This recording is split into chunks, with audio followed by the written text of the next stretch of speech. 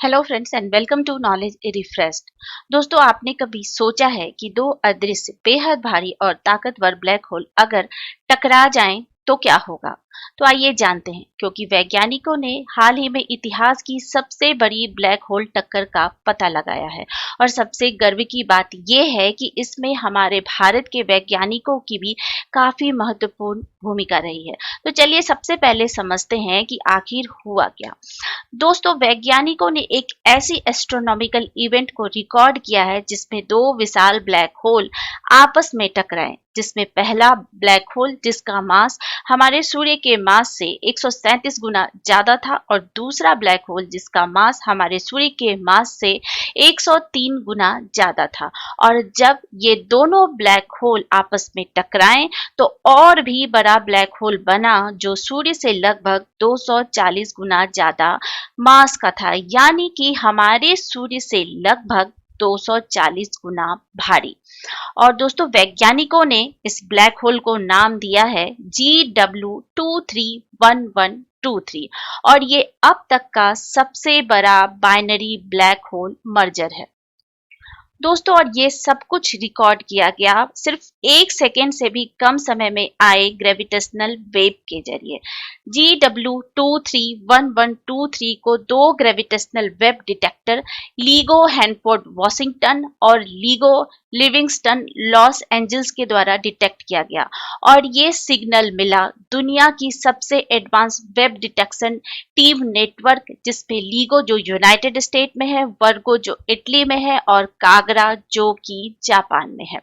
दोस्तों, इस ऐतिहासिक खोज में भारतीय वैज्ञानिकों ने भी काफी महत्वपूर्ण भूमिका निभाई है।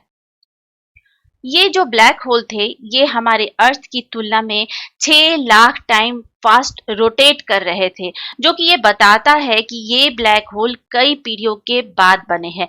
यानी GW231123 अब तक का सबसे हेवी और हाईली स्पिनिंग ब्लैक होल है।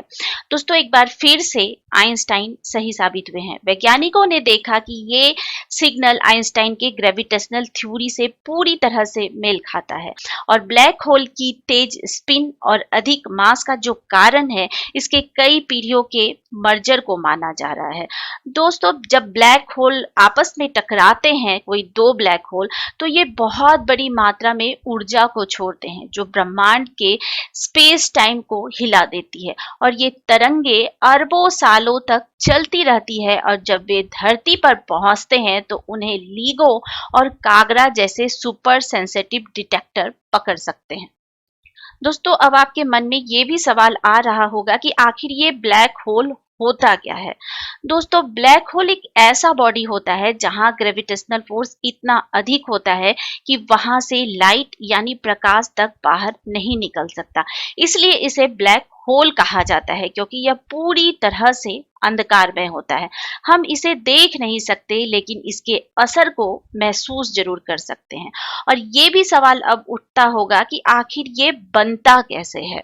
तो जब मैसिव स्टार यानी बहुत विशाल तारे अपने जीवन के अंत में पहुंचते हैं तो उसमें मौजूद ऊर्जा खत्म होने लगती है और ये जो तारा है वो सिकुड़ते सिकुड़ते इतना छोटा और भारी बन जाता है कि लास्ट में वो ब्लैक होल बन जाता है।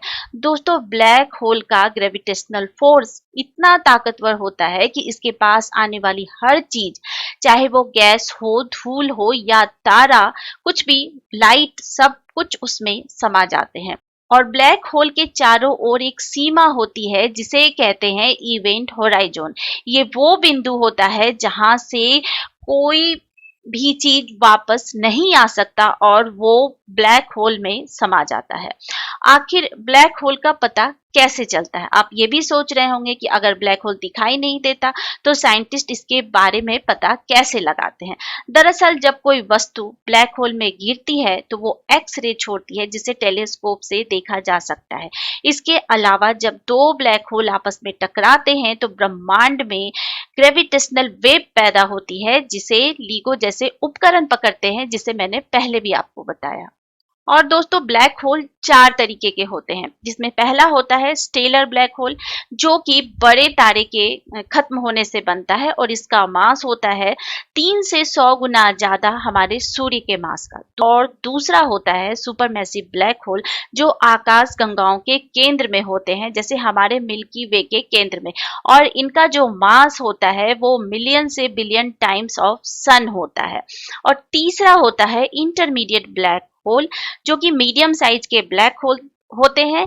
ये बड़े होते हैं स्टेलर ब्लैक होल से और छोटे होते हैं सुपरमैसिव ब्लैक होल से, और इनका मास 100 से 1000 गुना ज्यादा होता है हमारे सूर्य का।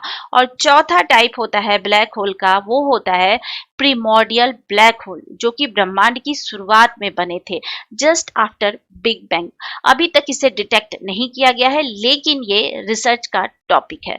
और दोस्तों आपको ये भी जानकर बहुत हैरानी होगी कि ब्लैक होल के पास समय काफी धीमा चलता है। यानी कि अगर आप ब्लैक होल के पास जाएं तो आपके लिए समय बिल्कुल धीमा हो जाएगा, जबकि बाहर की दुनिया में बहुत ज्यादा वक्त गुजर जाएगा। तो दोस्तों क्या आप सोच सकते हैं कि दूर दो अदृश्य ब्लैक होल की टक्कर से निकली ऊर्जा आज हम तक पहुंच रही है। विज्ञान की यही खूबसूरती है, यह हमें अंधकार में भी रोशनी दिखा देता है।